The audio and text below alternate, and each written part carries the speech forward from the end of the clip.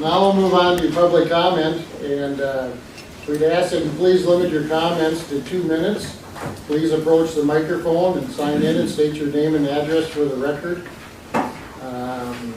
Speakers, we're probably going to enforce this a little bit. It looks like we have a lot of people here tonight that want to speak.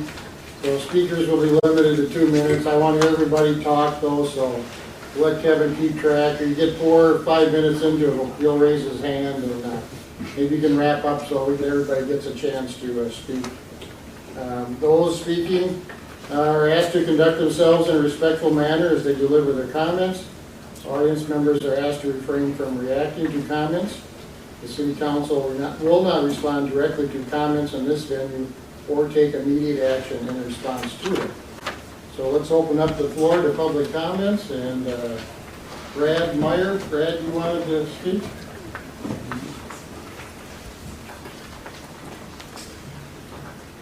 Good evening, Brad Meyer, 2592 Mossy Creek Drive with the Chamber. First, I wanted to thank you for your time and effort that Council and City staff has put into the budget this year. Obviously, 9 hours of study session is considerable and countless staff hours preparing it. The city budget has a lot of facets, many facets that people probably don't know about that you have to consider, and we appreciate that even tonight you're wrestling with what should this levy amount be. The Chamber, through its committees and board, have worked to engage on local budgets and tried to do so in different ways over the last few years. This year it was decided that engaging the members about the preliminary budget and giving them the timing to speak up if they would like to do that. We sit across the table from our members quite a bit, weekly, daily, just asking about their issues, what's prohibiting growth, what's helping them grow, those kind of things. And decisions that were made legislatively, the impact on interest rates, cumulative impacts of all levels of government are certainly on businesses' minds. There's no question about it. And we just want you to know that, acknowledge that's an issue out there, and we wanted to be able to allow our members to express that to you. So, but let me say that we did send an email to our membership that I think left a lot of interpretation to that receiver of the email. And you may have gained some helpful feedback and maybe some unhelpful feedback, and I recognize that, and I think we need to look at other ways to educate as we look at this process on our end of things. Whatever happens with the levy this year, I have no doubt that you have the best interest in Owatonna in mind. There's no question about it. You're our friends and neighbors, you're our partners in all these things. The Chamber is willing to assist as you work through this over the next 2 months, should you want that. And I would just say, anyone else speaking tonight, just be respectful and thank you for your time. Great. Thank you, Brad. Andy? Andy Michaeletz, 1840 White Oak Lane, Owatonna. If I could borrow maybe a phrase from Thomas Jefferson, he said, "The wants of government are infinite." And I think that we can kind of apply that to Owatonna. It seems like the wants of Owatonna are infinite. We have a lot of worthy projects going on, but I think we need to do a better job of prioritizing them and getting them on a schedule. We've had year over year increases on the levy, I think 9, 9, and 9. And I think at this time the taxpayer needs a break. And so you cited the inflation. I think the latest CPI numbers are around 2.9%. So 3% inflation. We've got tax capacity increasing about 7%, but we all know that that's mostly, almost all of it is on the existing properties in Owatonna, not new construction. I had a lengthy conversation with Tom Reineke yesterday, and he gave me some numbers on that. But so I would, and we also have increase in local government aid and public safety funds that can help us out for next year. So I would just ask you to consider a levy that is significantly lower than 9%. Thank you. Thank you, Andy. Anyone else wish to speak this evening? Yes, sir.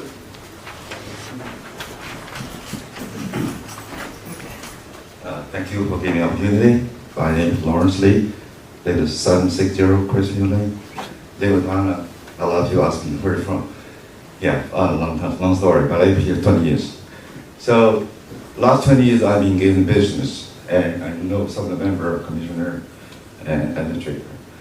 I just want to voice my concern. I totally agree with previous speaker talked about that concern. As a taxpayer, we probably, my family, old related business probably to pay 200,000, probably tax related. And I think enough is enough. My current living house, the address, you can go back to record. 20 years now, the tax is about triple time plus. And then you probably own a house, $800 million house by the city donor. Now the house I live here. I'll give you some business practice. It's very hard. I know there's a lot of big project going on for big business, but I'm presenting a small business. I employ 20 people. And last few years very hard. The cost increase. Labor cost probably bump up 30%. And the taxes all related, all the inflation we're talking about, it probably gone up 30% as well. So I do have a plan today. I'm planning next phase, talk to the banker, what am I going to build, another 50,000 square foot building? I don't think can afford that in Owatonna operating that. And I really, this is one of my first concerns. The levy, the taxes a lot. You got to leave at 14% school district. I'm very pro-education, no problem. Build school. I actually gave a lot of foundation. We have foundation to scholarship. Last year, we gave 8 students. Over the since 2014, we gave a 20+ scholarship in just Owatonna City. And plus the Minnesota and in others part of Minnesota, we gave it about a few dozen scholarship. We give school districts scholarship too. But I see the growth, I totally agree. We should watch the growth, not just the building block, big, the facades, saying. We should be looking for the quality of the growth, the happiness of people live here. The quality of growth, certification, the education probably is most important.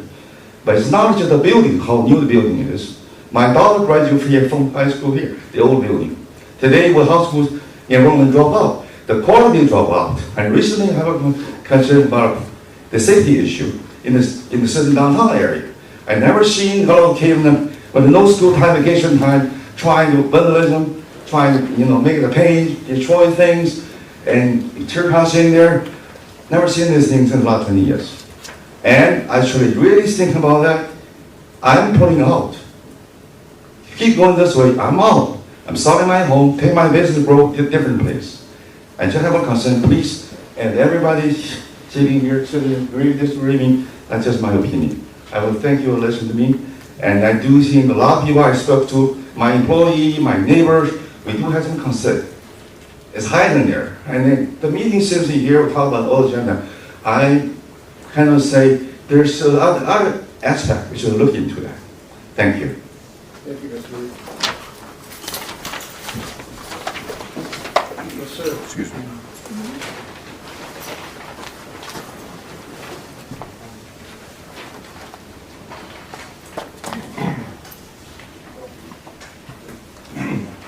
Dave Pfeiffer, 2572 Mossy Creek Drive, and owner of Modern Belt Products. What I've heard here tonight with regards to the council, with the budget of 9% versus 8%, thing I'd like to, preliminary, I would like to see if we could be talking 8% on a preliminary. But if that's not the case where it's been passed, I really would encourage the council and the financial people to look at how they can bring that down to 8% in the next 2.5 months. That would be the goal and the objective of these people and our financial backing here in this community to control that, to meet some of the needs of our businesses and homeowners. Thank you.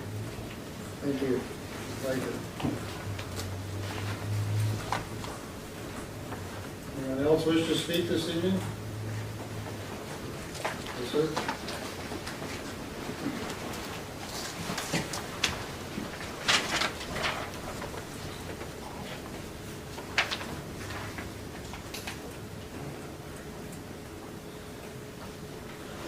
Good evening, council members. This is Matt Sennett, 2519 Stony Creek Drive.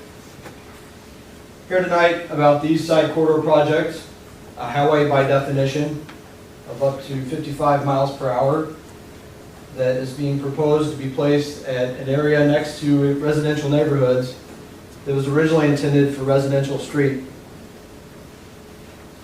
The need for a road on the east side of town has been around since 1993, a good long while.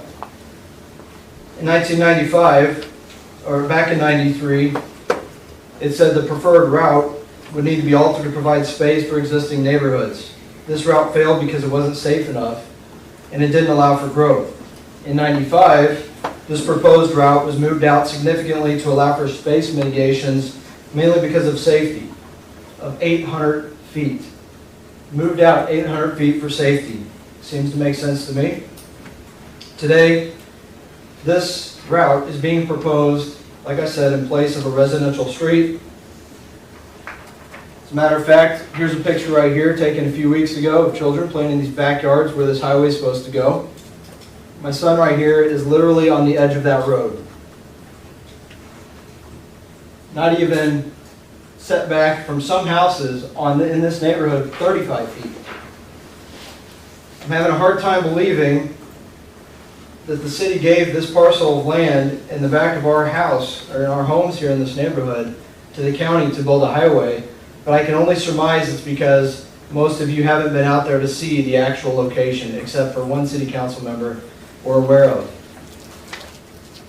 Today, not only do we not have that 800-foot separation to established homes, children, adults with disabilities, and what failed in 1993, here we are almost 3 decades later having this conversation again, and yet now we have neighborhoods that have sprouted up on the east side of town. And yet we're talking about a highway still today in the same location. 34th Avenue, just 30 seconds down the road, provides long-term sustainability for Owatonna and growth, growing the right way, like this gentleman said over here, quality growth. We don't put a beltway, a corridor, a highway, all the same thing, right next to existing residences. We need to preserve our town. The current highway proposal has been well within the works now for over a year. And to this date, not a single safety concern has been addressed. In fact, we've been told we didn't do anything on 26. Why would we do something here? That's what somebody with the county, I won't name them, has said. 26th Street was built before residential housing could even be planned for. So the residents encroached on that road there versus this road is encroaching on existing neighborhoods. We've been told we've also been told by a county staffer that if it's up to me, there would be no mitigations added. I believe it's because there's no way, I do believe that, I mean, I appreciate the honesty here, but I believe it. You can't do mitigations if this highway is going to be within 30-some feet of the closest resident in this existing neighborhood of 150 homes and additional neighborhoods up further north on this road. At least some safety and noise mitigation should be addressed if this were even to be planned, but it's too late. 34th Avenue exists as a right-of-way just 30 seconds down the road. Let's plan long-term, please. Thank you very much. Thank you, Mr. Sapp. Anyone else wish to speak this evening?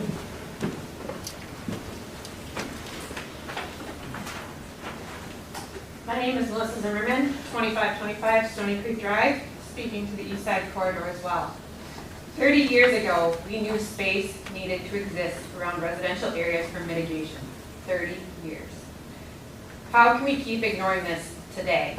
Today, the city has encroached on the right-of-way, and there is only 100 foot left. MnDOT is specific in their recommendations for mitigations. The first line of defense is a noise wall. That's going to detract from the beauty of Owatonna, and it's going to cost millions. Next are berms, higher than sightline. For both of these, we're talking 20 foot.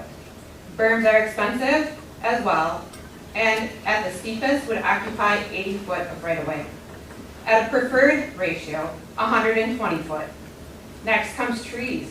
That would be lovely. But MnDOT says we need 100 foot of 15 foot mature tree line of evergreens as an acceptable mitigation. Finally, we have space. This would be great because businesses can act as a buffer. We can grow Owatonna. MnDOT says houses should be set back 30 feet from the highway. Today they are, MnDOT said 300 feet. Today they are 30 feet. There simply isn't room to support mitigations and a road. You see, when we were told you need to go figure out your own mitigations, we did. What we learned is the city of Owatonna and Steele County aren't addressing our concerns because they simply don't value the safety of their residents. Because we have brought these suggestions up and have been simply told no. Today, my backyard is 30 decibels of force when kids are playing, 55 when the neighbor is mowing his yard. Highway speeds are 85 to 90 dBA. Hearing loss happens at 80 dBA. By not addressing our concerns, you are telling us you would prefer to subject your residents to irreversible disabilities than plan ahead. While that may be acceptable for you, my children suffer enough in this world, and that's not acceptable for me. How do we protect ourselves, our children, the disabled, the vulnerable, our properties? What we are asking for are basic human needs. The plan is the opposite of that. And why? When it could be predicted 20, 25, 30 years ago, and not today, baffles me, and seems like a massive waste of money when we can just look at history. We are for growth and change and absolutely would love to see Owatonna grow east of us, but that will never trump our need for safety. This route was abandoned 19 years ago for good reason. It didn't fit anymore.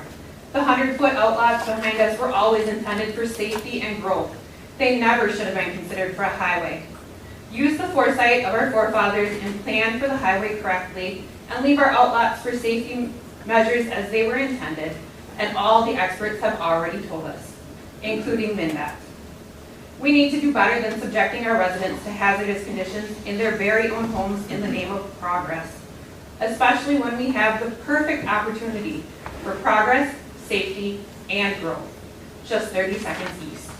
The proposal of 29th Avenue as the east side corridor is not acceptable. Thank you. Thank you. Any additional comments this evening?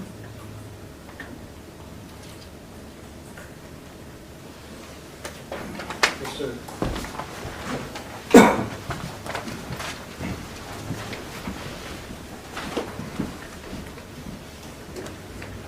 Greg's Katanka, 2933 Southeast 28th Street, Owatonna. You know, it's easy to raise everybody's taxes all the time and gonna get a budget every year, but there's people in town. My mom's one of them. She's 86 years old. She's gonna get forced out of her house. Her taxes keep going up. You know, I mean, we're constantly building new buildings to facilitate city offices, like we're talking about behind the courthouse and all that stuff. It's taxpayers' money. I mean, when's it gonna stop? You know, you beautify the downtown city of downtown Owatonna. It's beautiful, but it's not practical. I mean, I think we got a lot of waste of money going on. I don't know where it's gonna go. It just irritates me that to see these people suffering, these older folks in town. I mean, I do a lot of work for a lot of older people in town. They don't know what they're gonna do. You know, we got city streets in Owatonna. It's embarrassing to drive down. About rattles your teeth out. Why don't we take some of that budget and fix the streets? Instead of building new buildings all the time. You guys drive down the streets in Owatonna? It's embarrassing. Let's think about that before we start spending money on frivolous stuff. Thank you. Anyone else wish to speak this evening?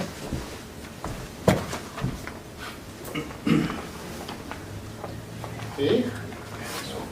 We'll close the public comment period. We'll go on to council comment then. First up tonight is Brent. Okay, Doug. Just like to thank Officer Olchenbruns for hanging out here tonight with us. Thank you. Nate. I will reiterate the thanks to the staff for preparing the budget. It is a long process. Rhonda is an award-winning finance director, and I have faith that she's going to be able to do some magic for us before we finalize her levy. Thanks, Nate. Dave. Thank you to all the people showing up tonight, giving up their personal time. Every year we ask for more input, and we're starting to see more input, so it's good to see a full house here. Well said, Dave. Dan? Nothing to add. Kevin? Yeah, first what we approved tonight was a county building, not a city building. And so I want to make that correction, it was not a city building.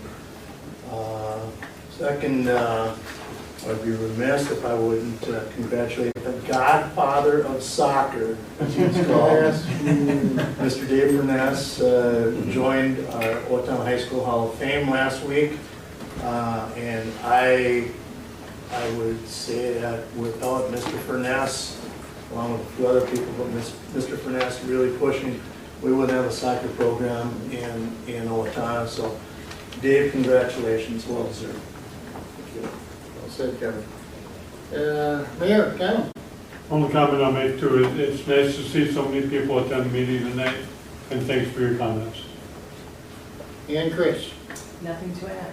Okay, I think we pretty much said it all here, and it's been a long meeting, so I will look for a motion to adjourn. So moved. Motion by Kevin, do I hear a second? Second. Second by Dan, I'm sure there's no discussion. So all those in favor signify by saying aye. Aye. Opposed? We're done.